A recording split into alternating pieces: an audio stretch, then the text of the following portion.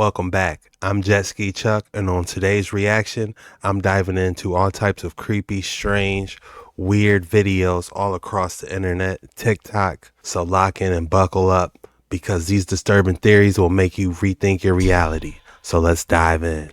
You've got to see this sea monster fossil that we found in this cave. Now, we all heard about the giants that live behind this rock door here in the Pacific Northwest, but this one has never been discovered, and we were the first to find it. The waterfall was intriguing, but the cave is what really caught our eye. And if you look close, you can see the jawbone and the giant teeth of this massive skull, which has to be the size of a car. Follow me for more. You've got to see this sea monster fossil. It does look like one. Where are the coordinates on this? All it says is sea monster found on a beach. How cool is that? Smaller version, but this is a NASA photograph. I think this was back in the 70s, wasn't it? Yeah. From the tomb. Man, just pull this out of his hat here. I've got this in a smaller version, but this is a NASA photograph. I think this was back in the 70s, wasn't it? Yeah. Okay. They, of course, disclaim it, but see, the poles and the spinning vortex that's created at both polar openings create a tremendous cloud cover that is always there. I mean, 99.9999999% of the time, it's always going to be there. For some reason, it wasn't right now. And they've disclaimed this photograph, but it does show up. And there's lots of books on this stuff, too, by the way. I've probably got a dozen or 15 myself. So we can talk about that. I've got a bibliography that I can share with you also. Thanks. Great. But I've worked on this most of my life. I have a mission to go. I know several ways to go, and I'm going to do it. It's my mission. Hey, they can take me out. I don't care. We'll wrestle in the back of the parking lot, whatever they want to do. I have no fear. I have personally touched a Bigfoot. I jumped on a Bigfoot. I grabbed the Bigfoot. I have no fear, you know. But anyhow, this is supposedly done by an intraterrestrial. It won't go through there, John. It's not a clear. It's not going to show up very good there. So we'll lay that on my table over there too, where you can see that. This was drawn by this is drawn by someone who lives there. This picture, this is actually a reproduction out of Marshall B. Garner's book, but I colored this thing up. But I drew this picture. I read Marshall B. Garner's book, parts of it, about 2 years ago. I knew about the book, but I had never read it. It was rare, and I drew this on a napkin for my mother. Something that looked very similar to this back in 1974. It's just what my research made me think. Now the mileage, forget that. That's not right, and neither is that right, and neither is this right. In places it is, but there's big differentiations. But this is more or less what this planet looks like, and what all the planets look like. And unfortunately, you know, this talk is coming to a close. There's just not enough time. Man, just pull this out of his hat here. I've got this in a smaller version, but this is a NASA photograph. I think this was back in the 70s, wasn't it? Yeah. Okay. Then what is it? What is this giant black hole in the middle? This hollow earth and inner earth topic is starting to gain momentum. It's not just a whisper anymore, but a reality. The hole that Admiral Byrd flew into over the North Pole. This is it. It's quickly becoming a thing. It's real. And the Russians' release of the Mir space station and the footage that it gathered, it's mind-blowing. In addition to this footage, Russia even stated the sole purpose of the Mir space station was to monitor the hole over the North Pole. And the pictures on top are from a 1903 expedition into the hollow earth from the photographer that went and never came back. Yet his album was found nearly 2,000 feet below the surface. Mammoth Caves, Kentucky.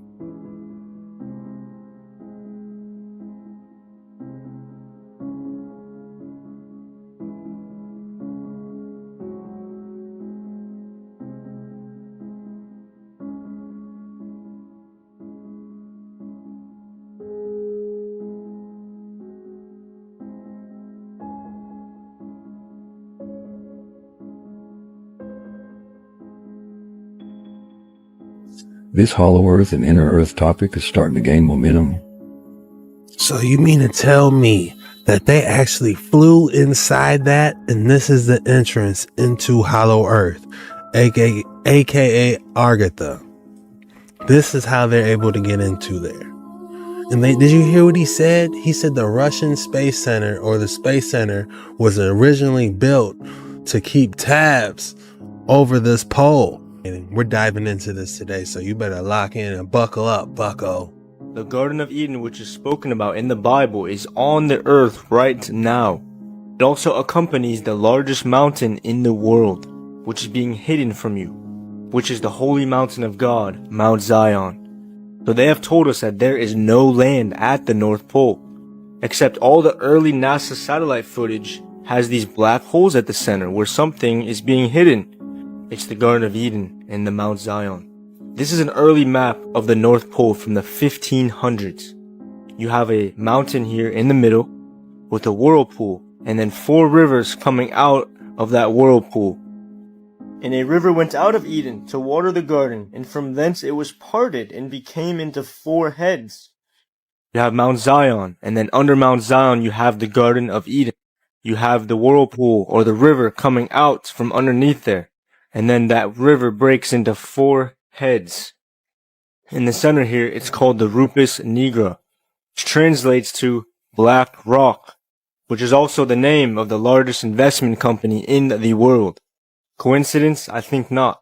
I also took a live windfinder shot of the North Pole where they say there's no land, but there's this massive diversion of wind here at the North Pole. It is Mount Zion. And how do I know the Garden of Eden is here too? Well, first, remember, we have the 4 rivers. Ezekiel 29, verse 13, Thou hast been in Eden, the garden of God. Thou wast upon the holy mountain of God. So Mercator, when he made this map, he actually sent it in a letter to John Dee in 1577.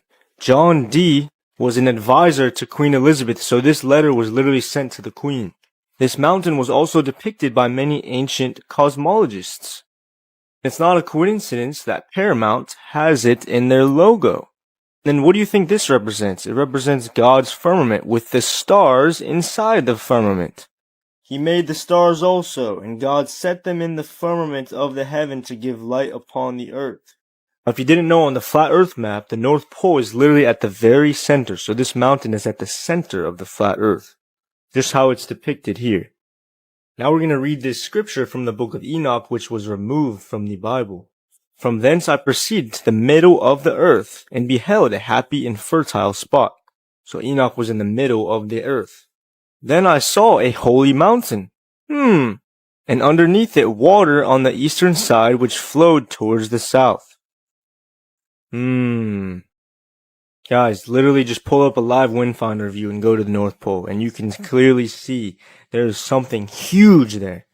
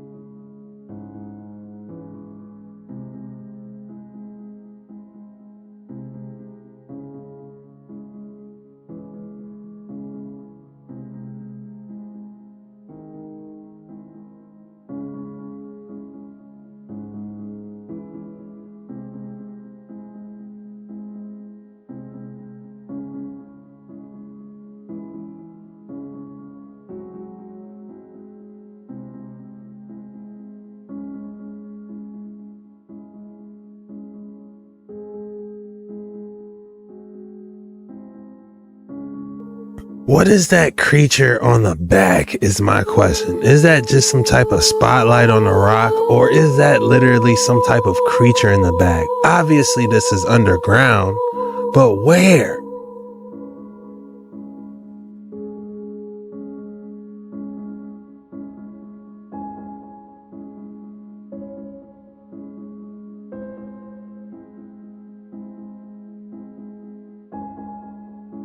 I was about 6 years old when I went on my first official trip. I was going with my father and my grandpa Sinclair up to the North Pole. Up to the North Pole.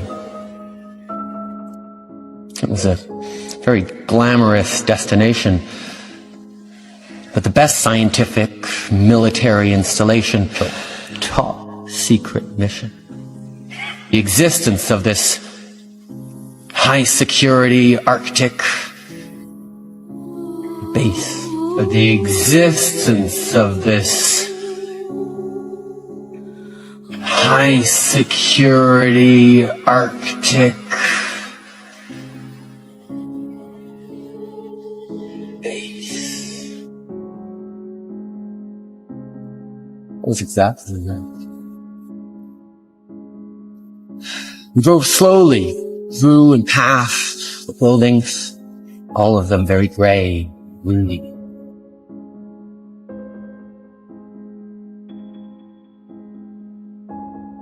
What was there at the North Pole? What he saw during the North Pole visit? Why it was a glamorous destination? Why there was a top secret military base? Let's go deeper. What is there at the center of the flat Earth? Rupes nigra et altissima, black and very high rock, and hidden for islands around the magnetic rock.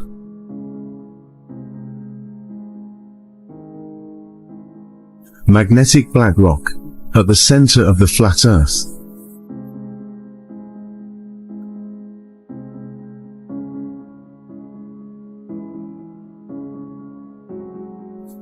Does magnetic black rock affect winds at the center of flat Earth?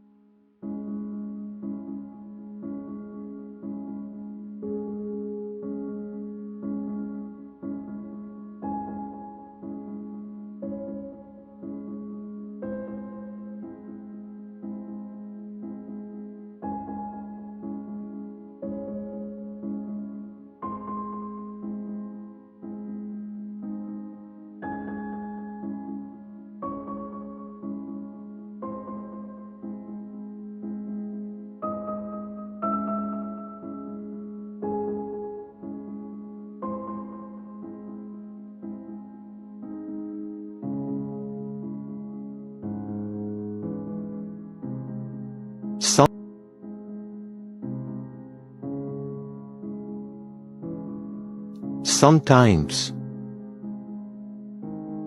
you have to step back and back some more in order to see something so very big. The enormity is just a case of perspective.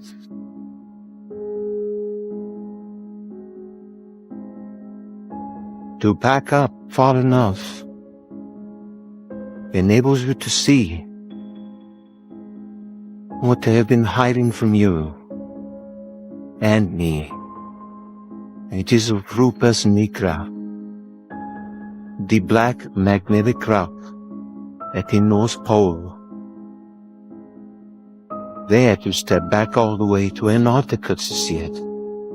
From 165,000 feet in the air.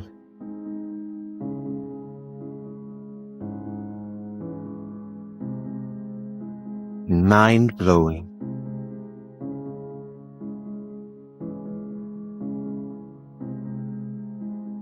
sometimes. Are you guys aware that we have an inner Earth civilization that lives underground? Earth is actually hollowed out, and it's different beings that live inside the planet. Inner Earth is called Agartha, with the capital city being Shambhala. This is a real place, and these beings that stay there have a higher conscience than us and more spiritually advanced. The women inside of Agartha is 10 to 12 feet tall, and the men are even taller. These beings have the conscience of the 9th and the 12th dimension. Meanwhile, us up here on the surface are anywhere from the 3rd to the 5th dimension. And they are the ones who run the capital city of Shambhala. You would also have the Delros. These are really tall, heavy-set people, and they need an advanced wheelchair to get around. Their wheelchairs will levitate in the air and take them anywhere they need to go. These species of people also mixed their seeds with each other and made new species. We have portals and stargates underground, and they are protected by the Guardians. Some of these people inside the earth are survivors of the Atlantis flood. That is also known as Noah's flood in the Bible. And majority of these people use telepathy. They will send brain waves through your brain to communicate with you. So these beings rarely talk in the inner earth, and they will only let the righteous ones come down. Peace and Ashe. Hope y'all like the lecture.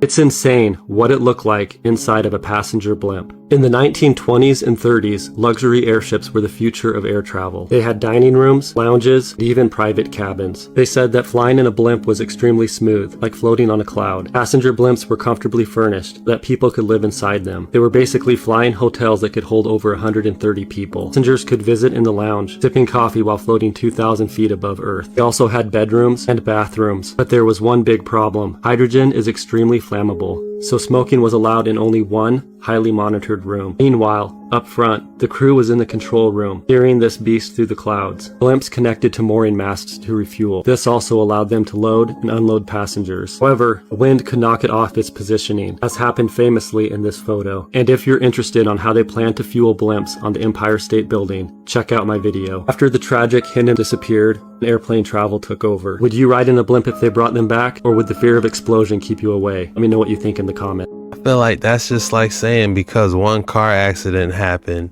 we can't drive cars anymore. So yeah, we should definitely check in the airships again, you know, especially what's going on nowadays with the airplanes. Look, fancy living, man. If you ask me, what would I rather ride in, an airplane or an airship? Airship, 100%, man. Look how comfortable that is. We're not packed in like sardines on an airplane, you know what I'm saying? Getting that small little Coke and throwing us a bag of nuts. No. They were living back in the day. We are officially going backwards.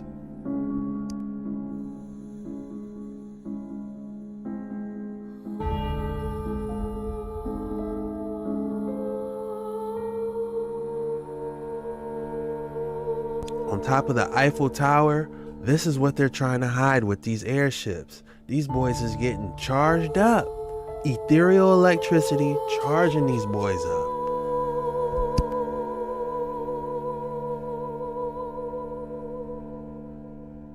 Look at that. You want to know why the Vanilla Skies is happening? That's why right there, y'all. That's the exact reason why.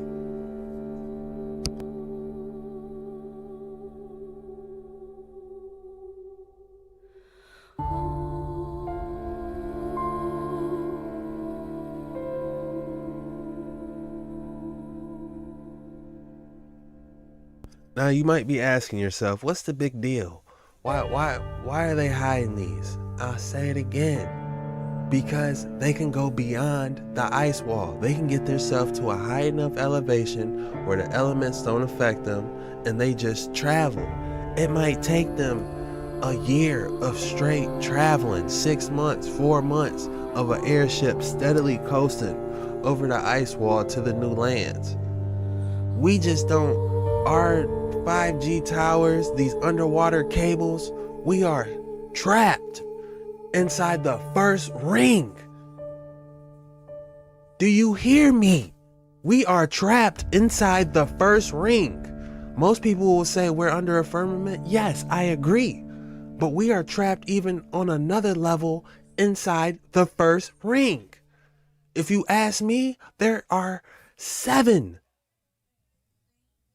rings total. 7 ice rings. Do you know how much land is out there when each ring gets bigger and bigger? We are literally only seeing probably a good 25 to 30% of how big the Earth really is. For entertainment purposes only, don't come for me. Alright? I would love to see the top of the Empire State Building and see the technology that they use. Guess what? The Empire State Building, if it's still there, I don't know. They use that boy to charge airships.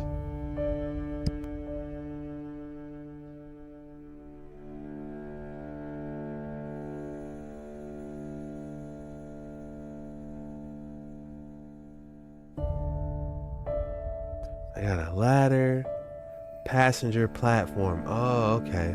So that's how people got unloaded. You know what I'm saying? They locked in.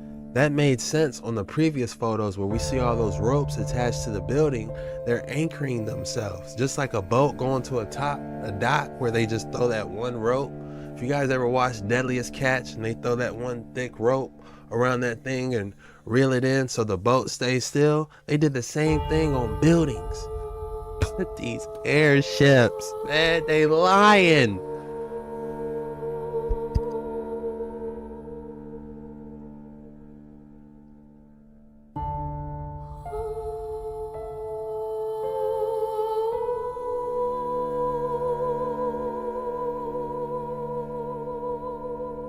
And we could take it a step further, man, and go to the pyramids. This, if you ask me, this is just a recreation of what they did back in the day with the pyramids. Who knows what type of technology they had? We saw the laser etched temples that couldn't have been done with just hammer and chisel.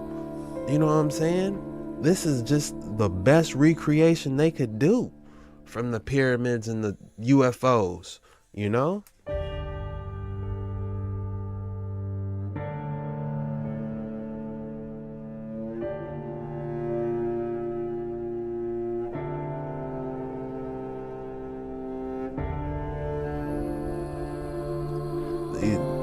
Vanilla skies. Now you get it. That's what they're trying to hide. You want to see photos with no vanilla skies? This is it. I got more. I got a lot more. I got an archive I've been saving.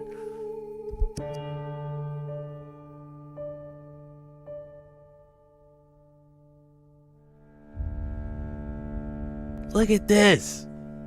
Look. Please look at this, y'all. It's lining straight up. They're gonna throw anchors, tie it around that building, charge up, and it's on its way for another month or two.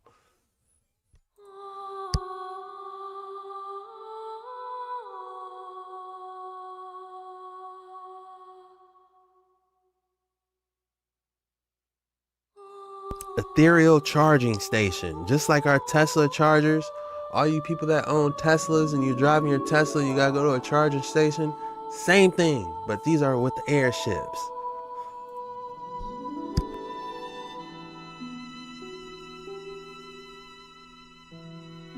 Imagine the views. You can walk around, you can take a nap like it's a hotel.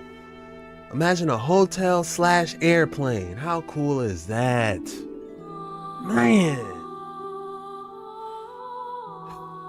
It's almost sad because it's like they took so much from us. Man, they took so much. They don't want us venturing out. They want us commercialized. They want us to be in these airplanes that they spraying all over. They want, to control the airways now.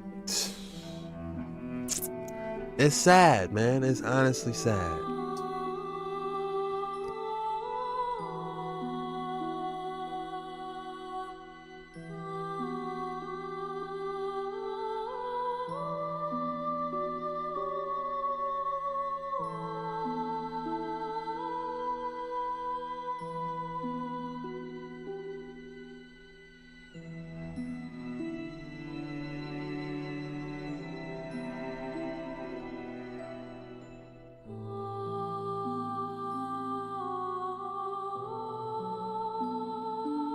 people, Tartarian people.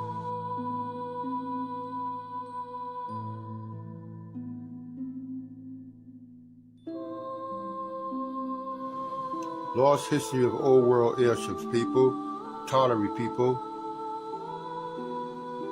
Ancient airships, people, early 1200s, 1300s, 1400s, people.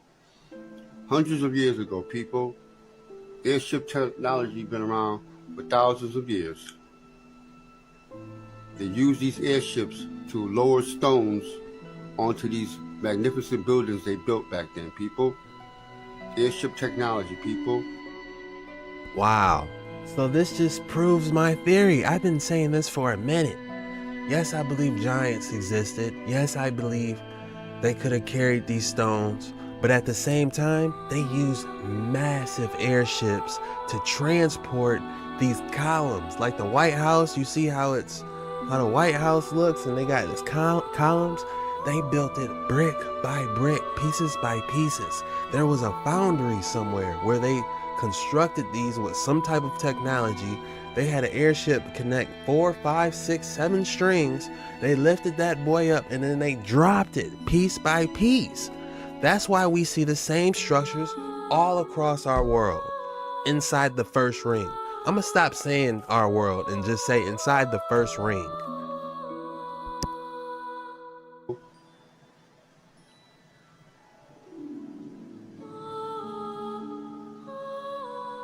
They use these airships with hidden technology to build these buildings, people. They lower the stones.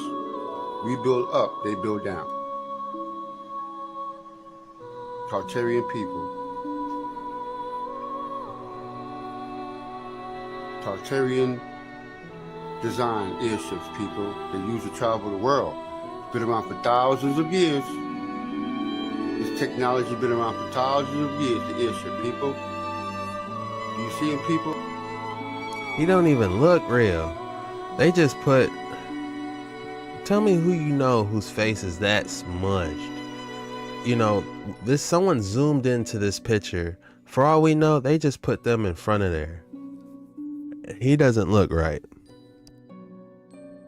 These tall people. Look at their face. Their faces are distorted. These aren't real people. These aren't the real people that were conducting these airships. They just threw these people up here. Look at their face. Come on, y'all. Tartarian people. Very tall, 11 feet, 12 feet, very tall people.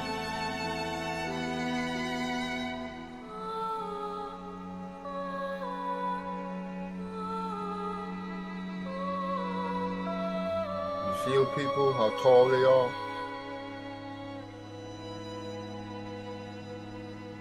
And back behind them was the airship people that they travel the world with.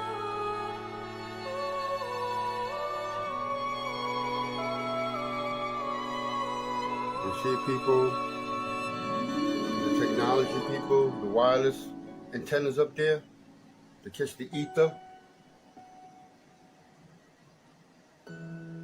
Old world technology, people. Airship made out of animal skin, stretched out, with a wooden frame in the middle, with special gases and steam to power the airship, people. Old world.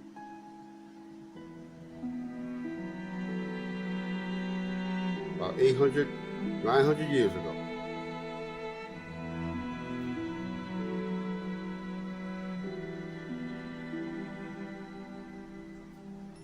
Do you see them, people? Tartarian people? Tartarian.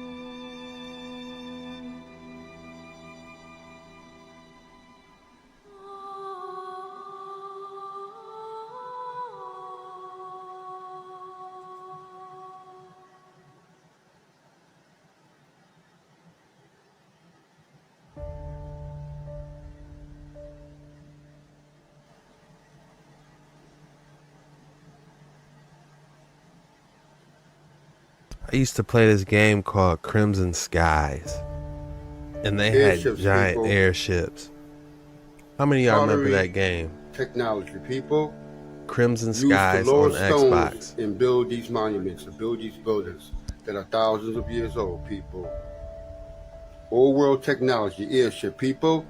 It's been around a long time, people. They claim that it was built in 1800s. This is way before the 1800s, people. All these buildings and structures you see is old world Tartarian technology, people. The Moors, people.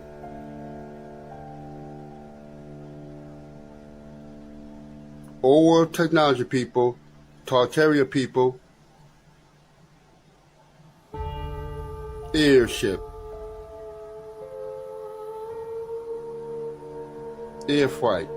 Air travel from thousands of years ago. Ooh, wait.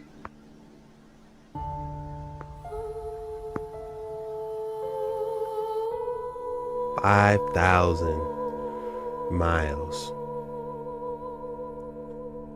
Imagine going 5,000 miles past the Antarctic wall. You know, I believe if you go so far, you're going to run into what I believe is called cherubim. You're going to see giant creatures guarding the edge of this realm, saying you have went too far. That's on the seventh wall. We're talking literally, if I had to give you an estimate, 100,000 miles.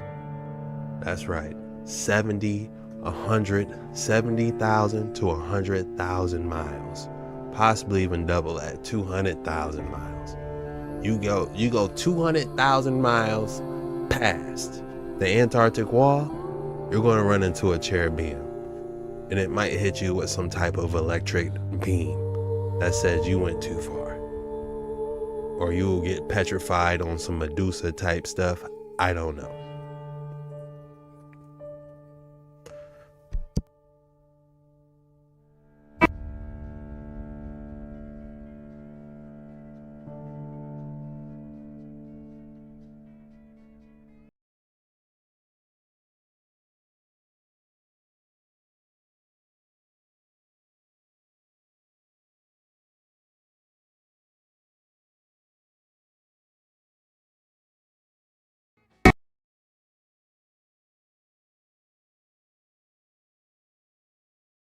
Now these we just witnessed, these are the prototype. This is a poor recreation of what I honestly believe the type of airships they had back in the day.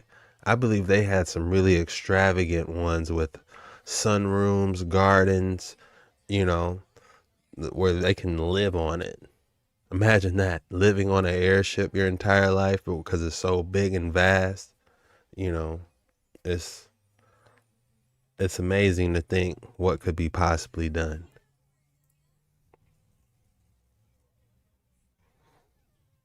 And this is what they try to show us to scare us.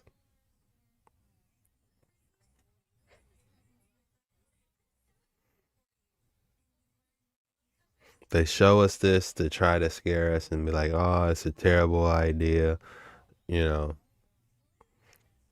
And planes ain't no better, if you ask me. I love planes, jets, F-22s. I'll jump in one right now for you. I love airplanes. You know what I'm saying? I think it's a great idea. I think airplanes are a great idea. Jets, the thrusters is very cool. But how cool would an airship be? Maybe I need to make an airship on my next one, y'all. Airships of Great Tartaria. Because the airships of Great Tartaria were made from externally insulated but internally conductive metal framework, an electrical charge was transferred into the metal framework. Currents of electricity were then directionally used to lift and propel the airships of Great Tartaria. Whilst in flight, the metallic airships of Tartaria were continually able to optimally absorb telluric electricity from the atmosphere by the use of conductive antennae. Because the airships of Great Tartaria were made. There you have it. Perfect example. This is a real photograph. On the 25th of August, 1927, a gust of wind caught the tail of the USS Los Angeles, causing it to stand at a 180-degree headstand. As the airship tilted past 45 degrees, the 40-member flight crew clung to whatever they could, whilst toolboxes and kitchenware crashed forward. Miraculously, it came back down on the other side, with no casualties and barely any damage. And this is a real photograph. On the 25th of August, 1927, a gust of wind. Oh, we've got your giant airships.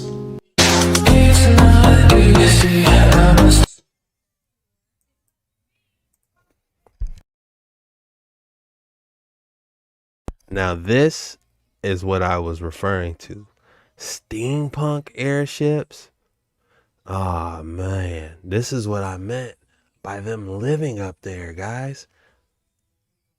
Think about it. If you're up in the air and you got all those ions and you're able to harness that electricity, you would not have to come down. If you're able to make a greenhouse, you would not have to come down.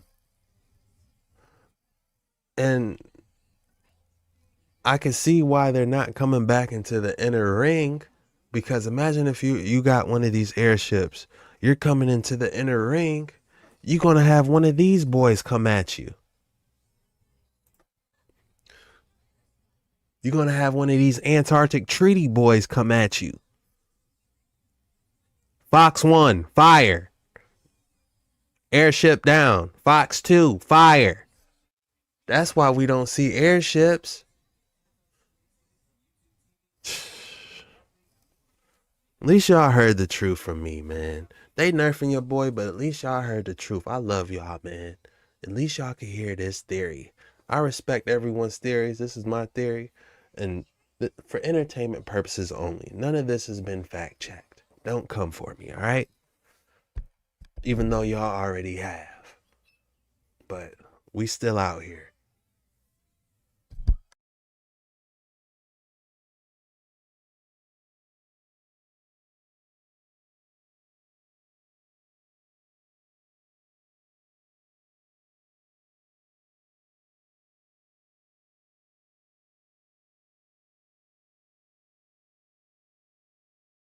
Yeah, you can have airplanes land right on the airship.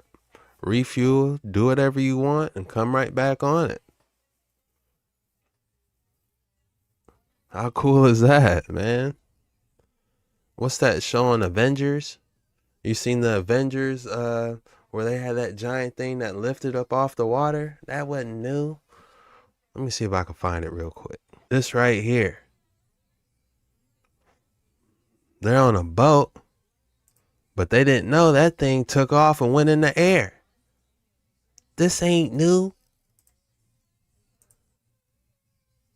We been had this, y'all. This ain't new. We been had this technology.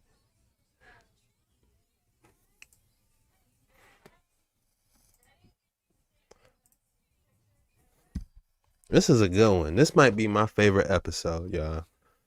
This is definitely my favorite episode. I love this. Look at this stuff, man. Try to analyze this, man. Look, they got a house. They lived up there. They did not have to come down unless they needed some seeds, some more cattle or something. I don't know. Vanilla skies happen for a reason, and they blotting this out. They did a poor job of Photoshop, and we've caught you.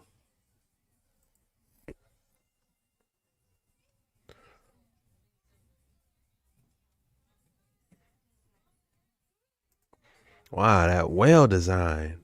That's interesting.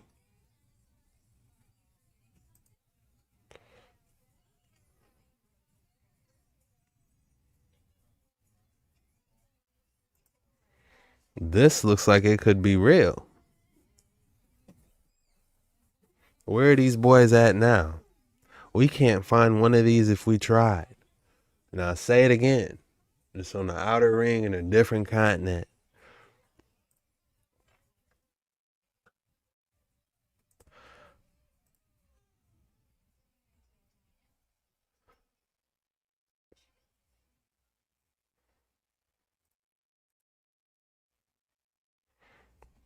Oh, what do you know? Amazon's trying to do something.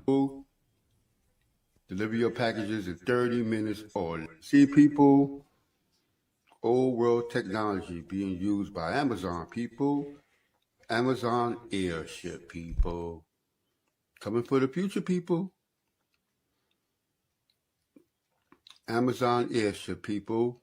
I actually love to see this, but I would like to see some type of travel, future travel, you know.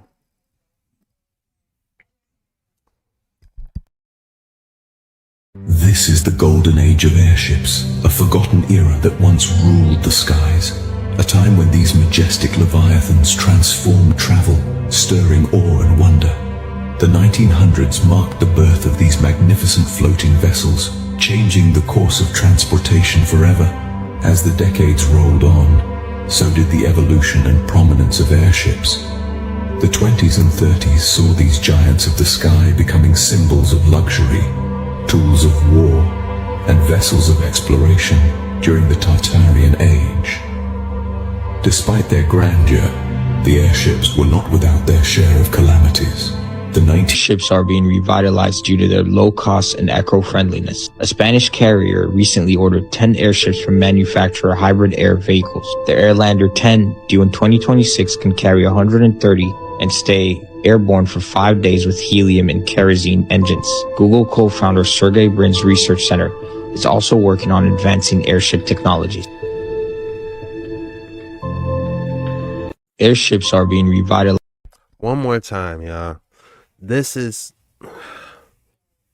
I could talk about this all day, man. Due to their low cost and eco-friendliness. A Spanish carrier recently ordered 10 airships from manufacturer Hybrid Air Vehicles. The Airlander 10, due in 2026, can carry 130 and stay airborne for 5 days with helium and kerosene engines. 5 days? Do you know how far you can go in 5 days? You can go pretty far. You can get to wherever you're trying to get to. Google co-founder Sergey Brin's Google co-founder, so we're playing with money now. This is how you fly. This is how you fly, y'all. All right, y'all. I think that what we're doing now is, in a sense, creating our own successors. We have seen the first crude beginnings of artificial intelligence. It doesn't really exist yet at any level because our most complex computers are still morons, high-speed morons, but still morons. Nevertheless, some of them are capable of learning, and we will one day be able to design systems that can go on improving themselves, so that at that stage, we have the possibility of machines which can outpace their creators and therefore become more intelligent than us. It's perfectly obvious that the development of such computers would restructure society completely. They would clearly remove much of the mechanical, if you can use that term, the routine work, which of course has taken so much of society's time, the time of the human race. And they're already doing this in many ways, because our society now would collapse instantly if the computers that run it were taken away. And these are very simple, low-grade computers. And this, of course, raises tremendous social and philosophical problems, not just a question of displaced people. What will they do? What will the people who are only capable of low-grade computer-type work, what will they do in the future? There's a much more profound question of what is the purpose of life? What do we want to live for? And that is a question which the intelligent computer will force us to pay attention to. It makes me wonder if we should start basing the structure without relying so much on computers. Because literally everything we do nowadays, like he said, is operated on computers. Intriguingly, some of these artifacts appear to depict scenes from biblical and classical mythology, while others contain maps and navigational charts that could potentially shed light on ancient maritime exploration. Egyptian, Etruscan, Greek, Scandinavian, Roman, Vedic, and Hebrew etchings and artifacts were all discovered. 5 8-foot-tall anthropomorphic statues stand in the main tunnel passageway. Intriguingly, some of these artifacts appear to depict scenes from biblical and classical. That one looked just like Michigan. Yeah, this is Michigan, isn't it?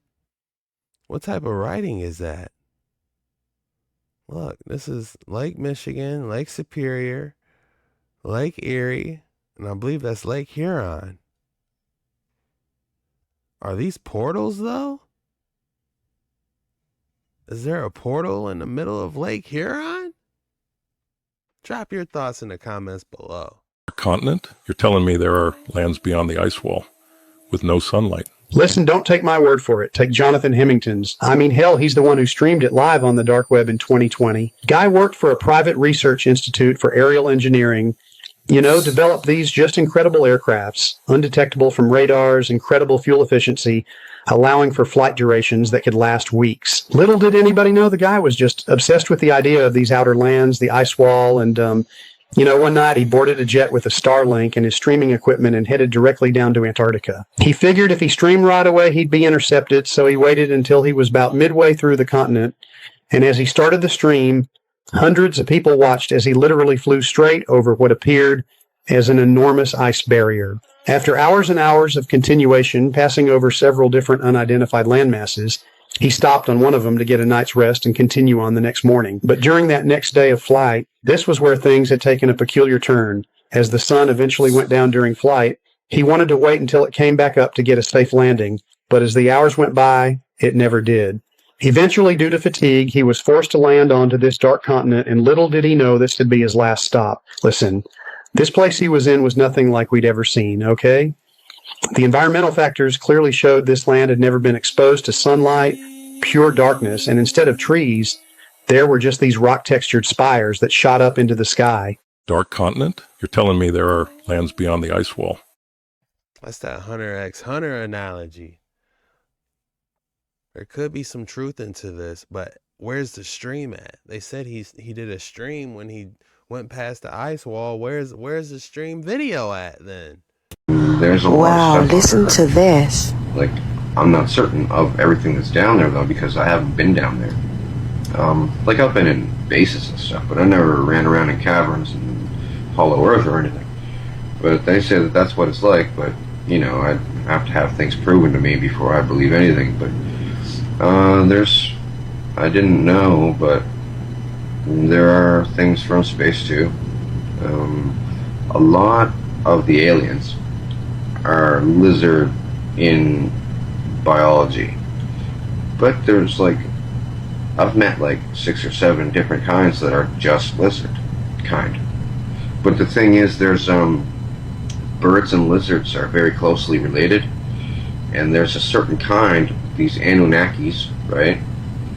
They have different names too, draconians and everything.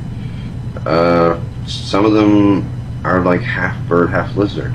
This is what David Wilcox was saying, that he was going to lie too. He never ever comes back at me and tries to say that, I'm making this up about him. Me and him met there. We spoke.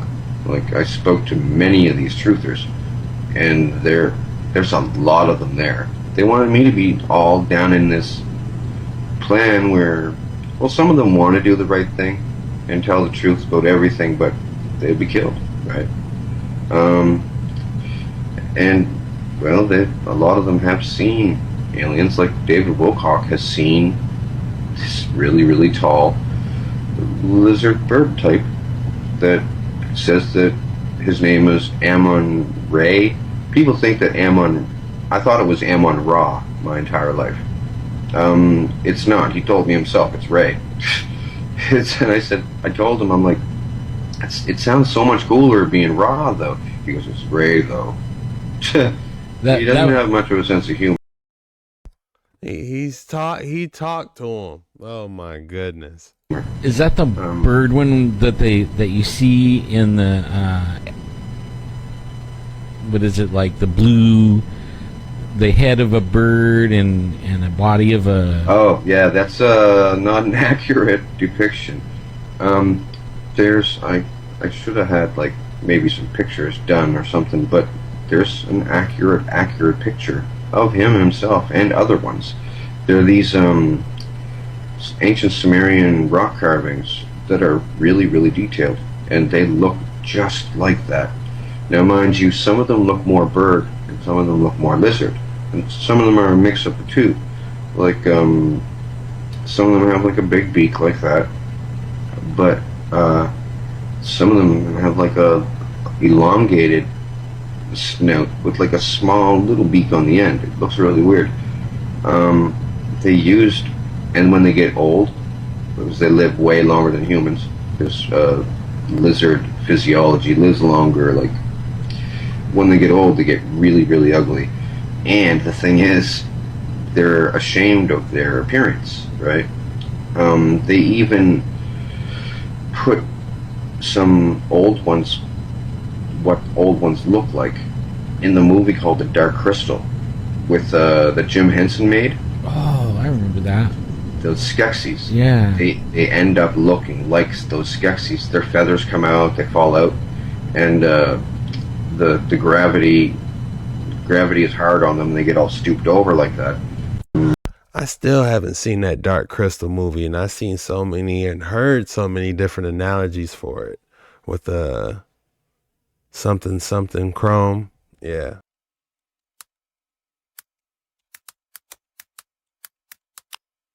If you think there is nothing at the North Pole, you have been deceived. This is a real map of the North Pole. When we look into today's world map, you'll see that there's nothing at the North Pole. I did some research on Google whether there is or nothing over there, and yet they are lying. Let's go into the book of Enoch that was removed from the Bible. Enoch 26:1-2, and from there I went to the middle of the earth and saw a blessed, well-watered place, which had branches which remained alive and sprouted from a tree which had been cut down. And there I saw a holy mountain, and under the mountain, to the east of it, there was water, and it flowed towards the south. So Enoch went to the center of the earth and what we called the North Pole. It also explains where the tree of life used to be located. Jubilees 8:19, and he knew that the Garden of Eden is the Holy of Holies, and the dwelling of the Lord, and Mount Sinai the center of the desert, and Mount Zion, the center of the navel of the earth. These three were created as holy places, facing each other. This is a wind finder at the North Pole. You can see as it appears something huge. I also did some research that the North Pole is Rups Nigra.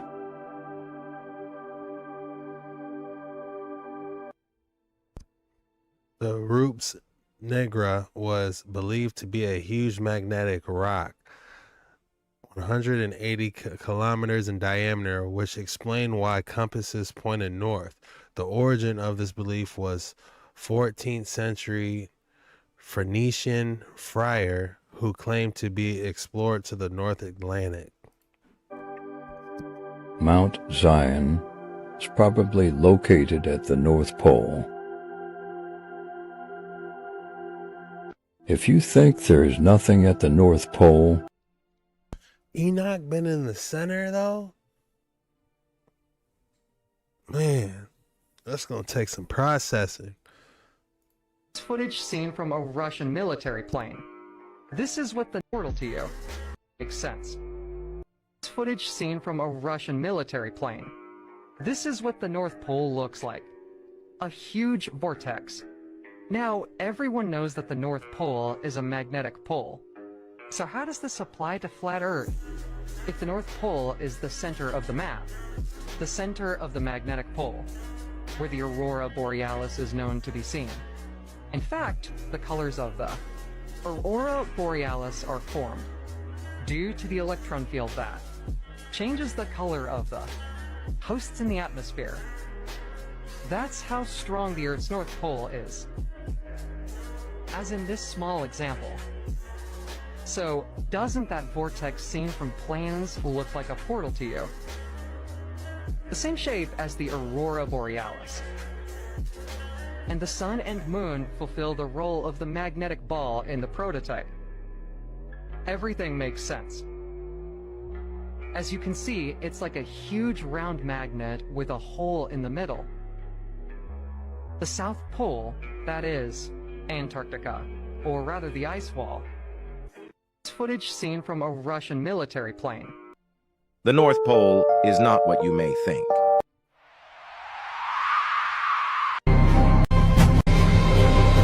To my video, land in the Arctic Circle, point north, and more powerful during the pandemic help.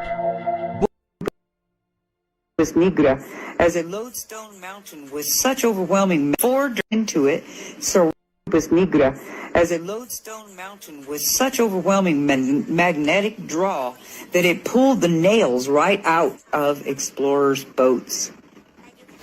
The four directional rivers connected to the central whirlpool emptying into it, surrounding this mountain, are described as the navel of the Earth.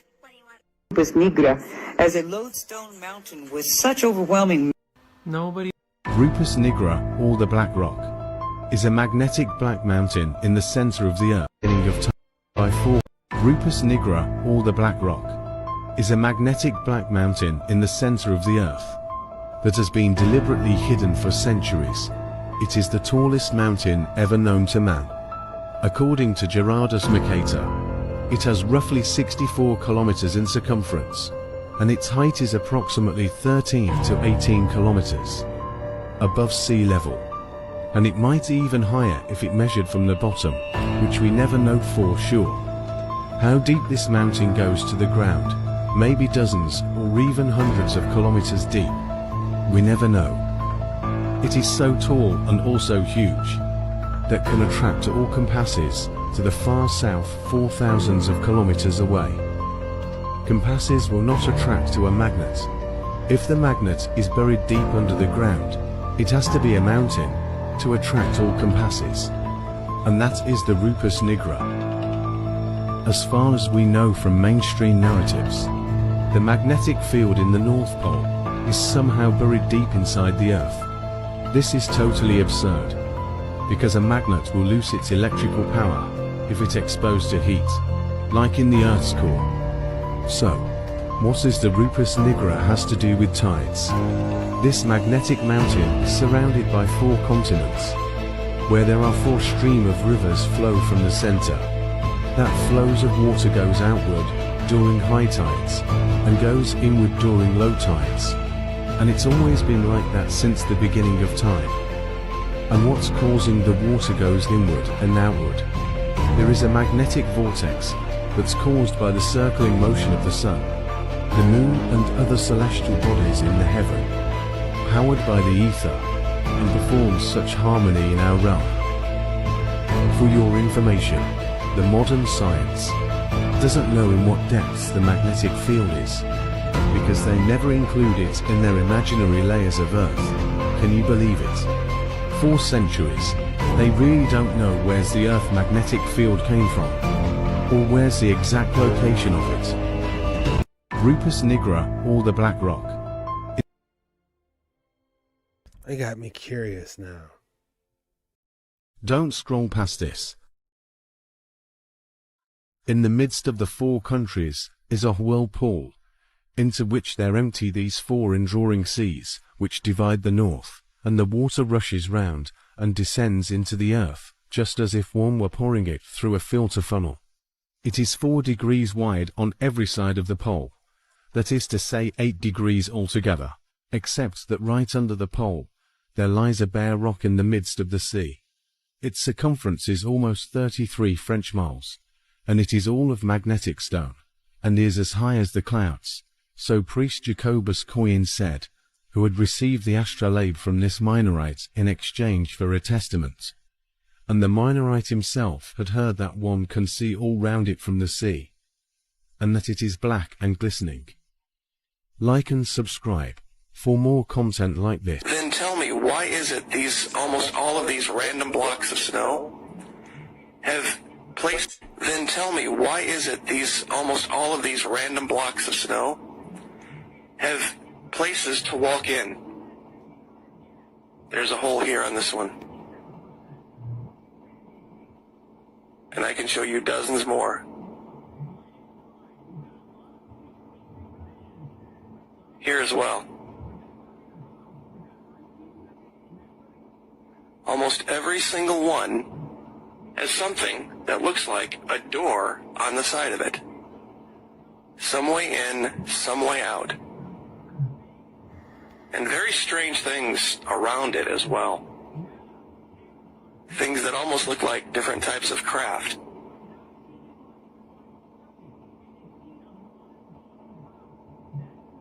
Here's another one. Why would snowdrifts just randomly create openings into them that a man could walk through? Here's another one. Here's another one. And you go through each one of these blocks, and literally every single one of them has a door. Now, I've seen snow and ice act in very strange ways in very cold weather. And yeah, can it make these kind of, I don't know what the word you would use for, kind of jagged structures? It sure can. But with paths and doors and walkways on literally every single one of them? See, this is the more mundane, not so exciting evidence of life. I mean, there's very few here that I can't show a doorway into, some way to navigate in and out of. And as you pan out, it starts to make sense. I can show you 6 just in this picture. It looks like a damn colony when he zoomed out. One here, one here, one here, one here, one here, another one here, maybe more. This looks like straight up a neighborhood, just covered in ice and snow. You know that they don't make themselves part of our society? Well,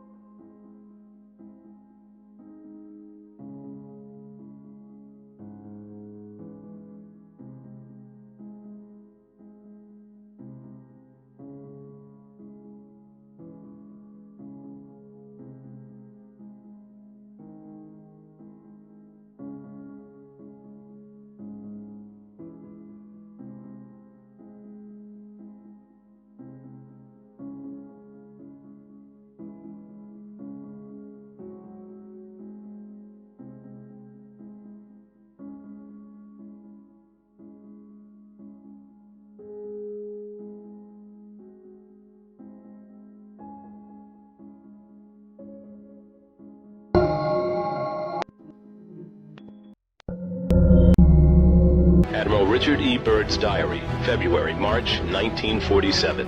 The land beyond the poles. The exploration flight over the North Pole. The inner Earth. My secret diary. I must write this diary in secrecy and obscurity. It concerns my Arctic flight of the 19th day of February in the year of 1947. There comes a time when the rationality of men must fade into insignificance, and one must accept the inevitability of the truth. I am not at liberty to disclose the following documentation at this writing. Perhaps it shall never see the light of public scrutiny. But I must do my duty and record here for all to read one day. In a world of greed and exploitation of certain of mankind, one can no longer suppress that which is truth. Flight log, Base Camp Arctic. February 19th, 1947. 0600 hours. All preparations are complete for our flight northward, and we are airborne with full fuel tanks at 0610 hours. 0910 hours. Vast ice and snow below. 0915 hours. In the distance is what appears to be mountains. 1000 hours. We are crossing over the small mountain range and still proceeding northward as best as can be ascertained. Beyond the mountain range is what appears to be a valley with a small river or stream running through the center portion. There should be no green valley below. Something is definitely wrong and abnormal here. We should be over ice and snow. To the port side are great forests growing on the mountain slopes. Our navigation instruments are still spinning. The gyroscope is oscillating back and forth. 10:05 hours. I alter altitude to 1400 feet and execute a sharp left turn to better examine the valley below. It is green with either moss or a type of tight-knit grass. The light here seems different. I cannot see the sun anymore. We make another left turn and we spot what seems to be a large animal of some kind below us. It appears to be an elephant.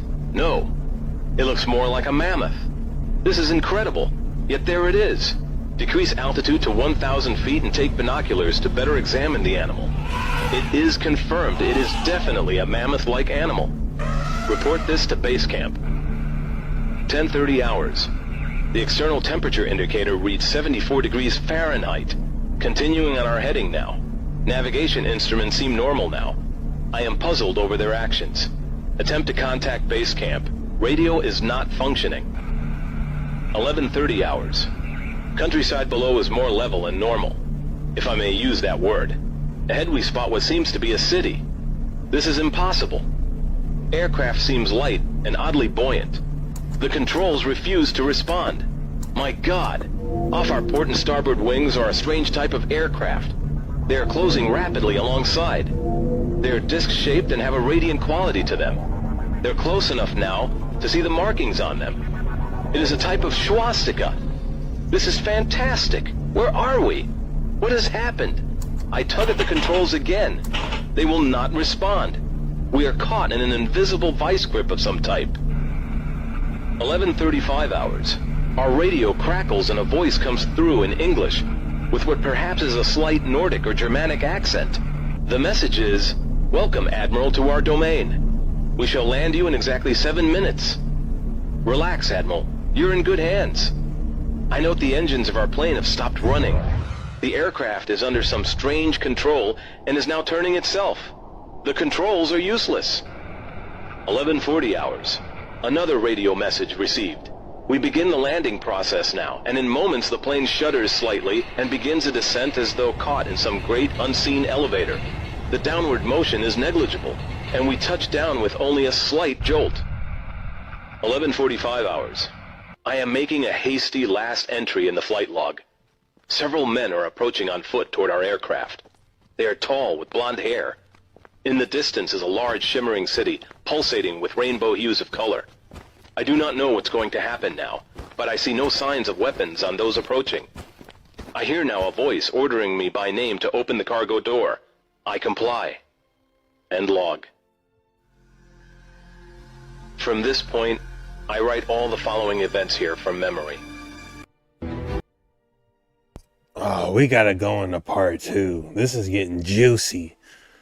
Is he in Hollow Earth? Is this real? It defies the imagination. It would seem all but madness. It defies the imagination. It would seem all but madness if it had not happened. The radio man and I are taken from the aircraft, and we are received in a most cordial manner. We were then boarded on a small platform-like conveyance with no wheels. It moves us toward the glowing city with great swiftness. As we approach, the city seems to be made of a crystal material.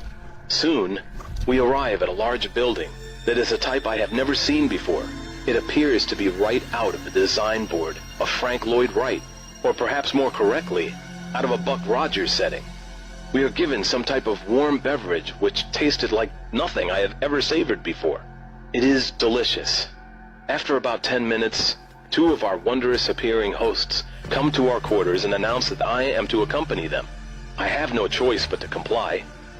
I leave my radio man behind, and we walk a short distance and enter into what seems to be an elevator.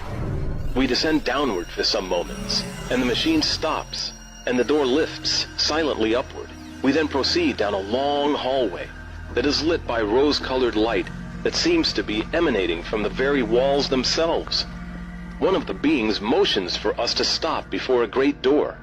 Over the door is an inscription that I cannot read.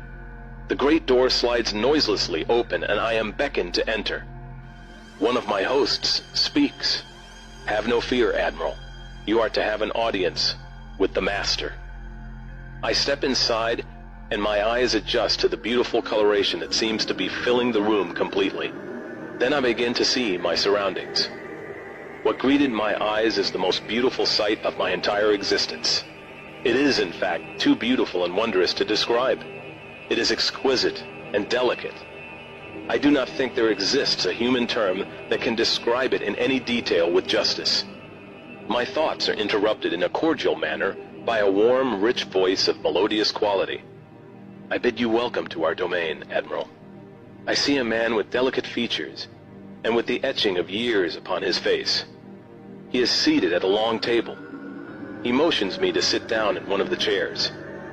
After I am seated, he places his fingertips together and smiles. He speaks softly again and conveys the following. "We have let you enter here because you are of noble character and well known on the surface world." "Surface world," I half gasp under my breath.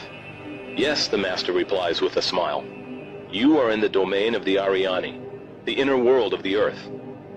We shall not long delay your mission, and you will be safely escorted back to the surface and for a distance beyond. But now, Admiral, I shall tell you why you have been summoned here. Our interest right..." It was at that alarming time we sent our flying machines, the Flugerods, to your surface world to investigate what your race had done. That is, of course, past history now, my dear Admiral, but I must continue on.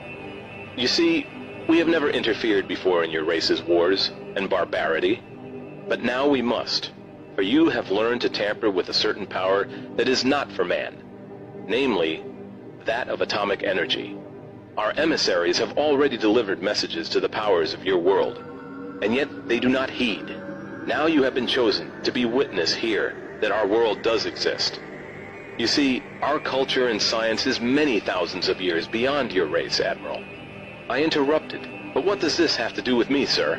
The Master's eyes seemed to penetrate deeply into my mind, and after studying me for a few moments, he replied, "Your race has now reached the point of no return, for there are those among you who would destroy your very world, rather than relinquish their power as they know it." I nodded, and the Master continued, "In 1945 and afterward, we tried to contact your race, but our efforts were met with hostility. Our Flugerods were fired upon, yes, even pursued with malice and animosity by your fighter planes. So, it defies the imagination." It's getting good. I gotta find part 3. They firing on the Flugerods. And the Master continued, "In 1945 and afterward, we tried to contact your race, but our efforts were met with hostility. Our Flugerods were fired upon, yes, even pursued with malice and animosity by your fighter planes. So, now I say to you, my son, there is a great storm gathering in your world, a black fury that will not spend itself for many years. There will be no answer in your arms. There will be no safety in your science. It may rage on until every flower of your culture is trampled, and all human things are leveled in vast chaos. Your recent war was only a prelude of what is yet to come for your race. We here see it more clearly with each hour. Do you say I'm mistaken?" "No," I answer. "It happened once before. The Dark Ages came and they lasted for more than 500 years. "Yes, my son," replied the Master. "The Dark Ages that will come now for your race will cover the earth like a pall. but I believe that some of your race will live through the storm. Beyond that, I cannot say. We see at a great distance a new world stirring from the ruins of your race, seeking its lost and legendary treasures. And they will be here, my son, safe in our keeping. When that time arrives, we shall come forward again to help revive your culture and your race. Perhaps by then, you will have learned the futility of war and its strife. And after that time, certain of your culture and science will be returned for your race to begin anew. You, my son, are to return to the surface world with this message. With these closing words, our meeting seemed at an end. I stood for a moment as in a dream, but yet I knew this was reality, and for some strange reason I bowed slightly, either out of respect or humility. I do not know which. Suddenly I was again aware that the two beautiful hosts who had brought me here were again at my side. "This way, Admiral," motioned one. I turned once more before leaving and looked back toward the master. A gentle smile was etched on his delicate and ancient face. "Farewell, my son," he spoke. Then he gestured with a lovely, slender hand motion of peace, and our meeting was truly ended. And the master continued. In 1945 and afterward, The Secret Diary of Admiral Byrd. That's all we got for today's video. If you made it all through this creepy and scary TikTok video, a cool video for the code word, so I know you made it all the way. This was creepy and strange TikToks that might just change your reality. See you next time.